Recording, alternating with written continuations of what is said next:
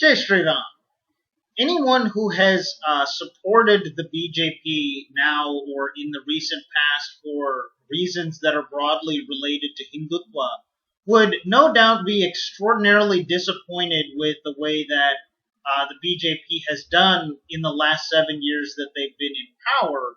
And I think the basic reason behind this almost total lack of achievement on anything impactful other than one issue, which is actually getting the Ram Mandir construction started, is that Hindus as a polity, as a society, as a group of people, really don't understand at all how to act politically in a democracy. And what I mean by that is, in order to actually succeed in a democracy, you have to do a couple things as a group, which the Hindus have really failed at time and time again on every count, especially the most meaningful one.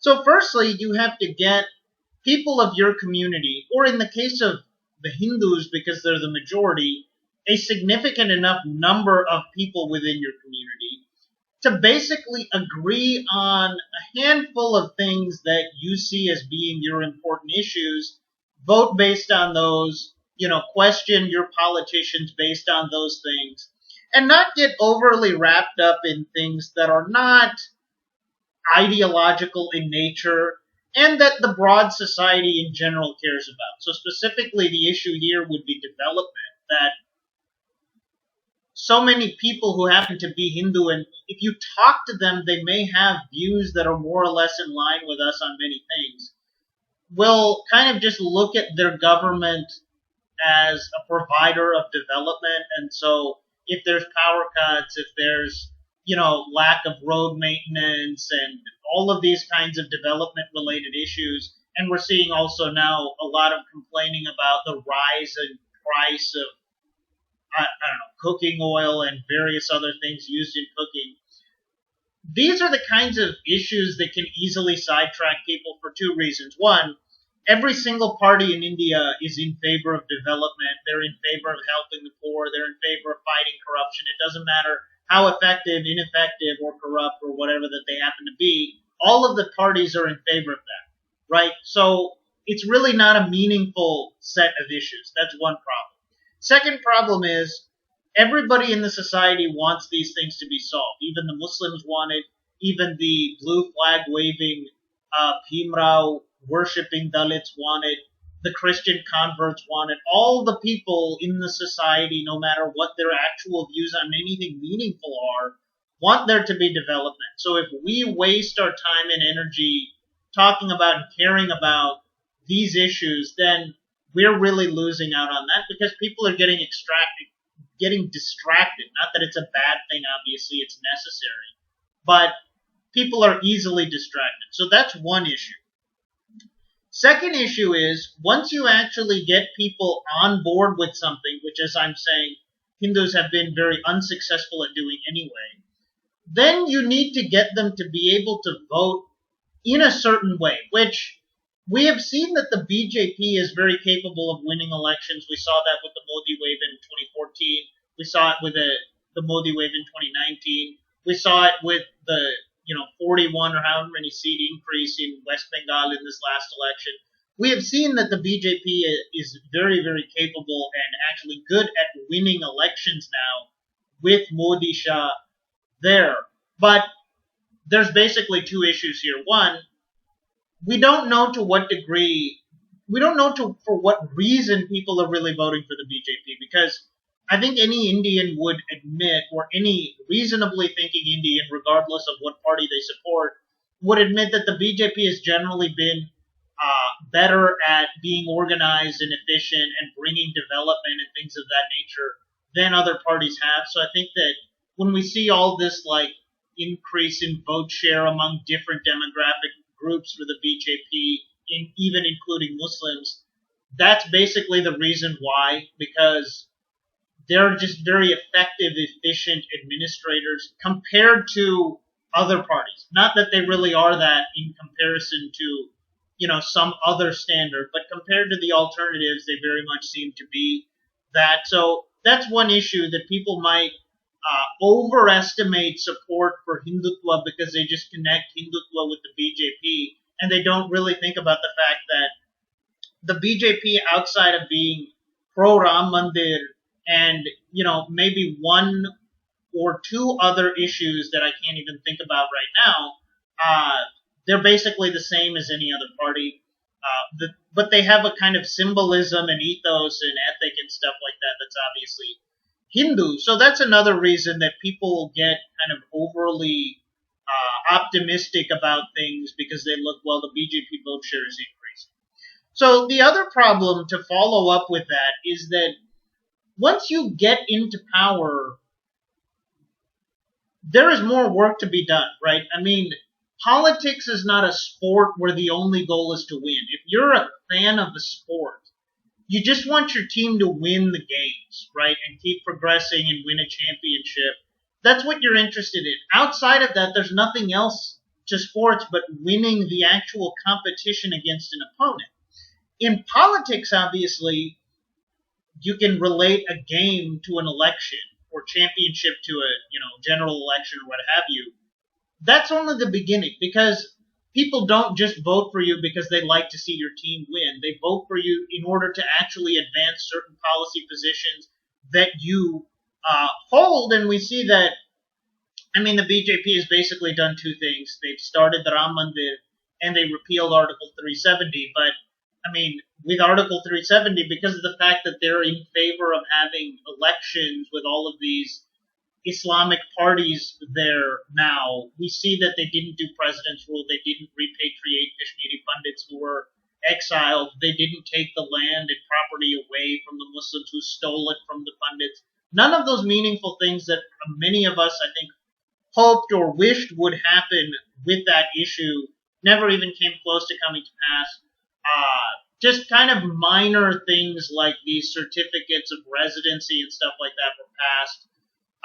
I have no idea to what degree this will actually be a meaningful shift in the what goes on in that state. But, something that I have heard from Bjp supporters that I've talked to is an almost universal opposition to caste-based reservations, which, because of the fact that I was born and raised here in America, a disproportionately large number of the Bjp supporters that I talked to moved here from India, so they're not continuing to live in India and voting in elections. But at least among the people that I've talked to, and even among people I've met on the internet that are still living in India, almost all of them are anti-reservations just based on caste. And yet what we see with the BJP is not only that they're not trying to dismantle that, but they're actually increasing the groups of people that get reservations and increasing the share that of different seats and different allocations that actually get reservations. And I think the reason for that is very obvious, that people who are on our line of thinking that are pro-Hindutva, that we don't discriminate based on caste, but we also don't buy into this narrative that basically any caste Hindu is a casteist and all of these things are problems and our history is full of discrimination and oppression and all of these kinds of things.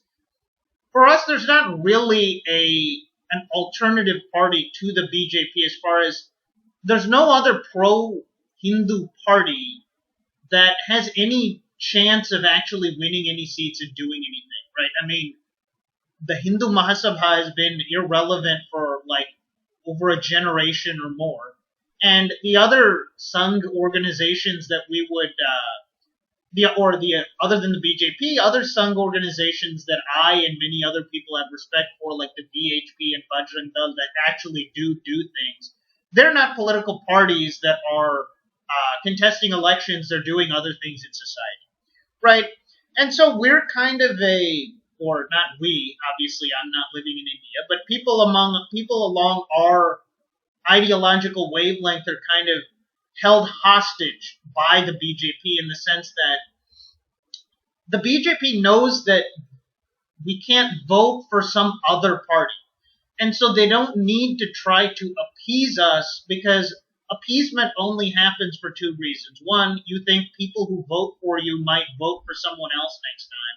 Or two, people who voted for someone else this time, you think you can appease them to try to get them to vote for you the next time around. And because of the fact that there's no other alternatives for people like us, they know that they don't have to really make us happy whatsoever, because the alternative option for us will always be worse, whether it's Congress or, whatever other party might take the place of Congress in the future, if there even is one in the near future.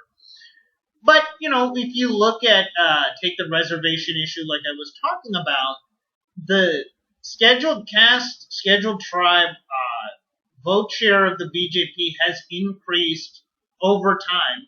And obviously that's what they're trying to continue to do.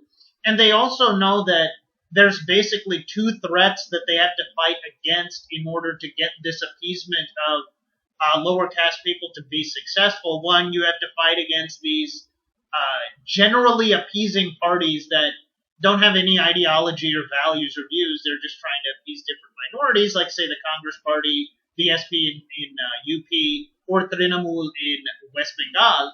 Then you have the other issue, again emanating out of UP, that you have this Dalit politics of, the BSP and the Bhim Army and all of this kind of new generation even of Dalits who are becoming very politically conscious of a Dalit identity as opposed to a Hindu identity. So the BJP sees that, these are kind of political ideologies or strains that will take away from them continuing to increase their vote share among SC/ST people. So they need to try hard. They feel motivated to try hard in order to fight against that. Whereas for us, because there's no real party that's more saffronized than the BJP, right? There are a lot of BJP supporters that think that the BJP is soft and weak and appeases Muslims and appeases this and that group, which I also think that that's true. But people like us don't have anywhere to go politically. And so all of these kinds of issues will continue to happen. They will continue to get worse unless and until a new overtly pro-Hindu party grows to try to compete against the BJP, or if a faction of BJP voters and officials split off from the BJP in order to form that new party like I was talking about, which, that's very possible, and I really hope that that happens sometime in the future, because there are a lot of people that admired what Modi did as the CM of Gujarat and what Yogi did early in his career, and the rhetoric of both of these people and the general ethos that surrounded the BJP that have become extremely disillusioned now, as I have been as well. So, hopefully there's some positive outcome to this, but to be quite honest, I don't want to sound like a doomer or black pillar. I'm not really sure how it can really go positively unless the party splits or there's a new party like I was talking about. So that's all I've got for you guys today. Please like, comment, share, and subscribe. Jai Shri Ram.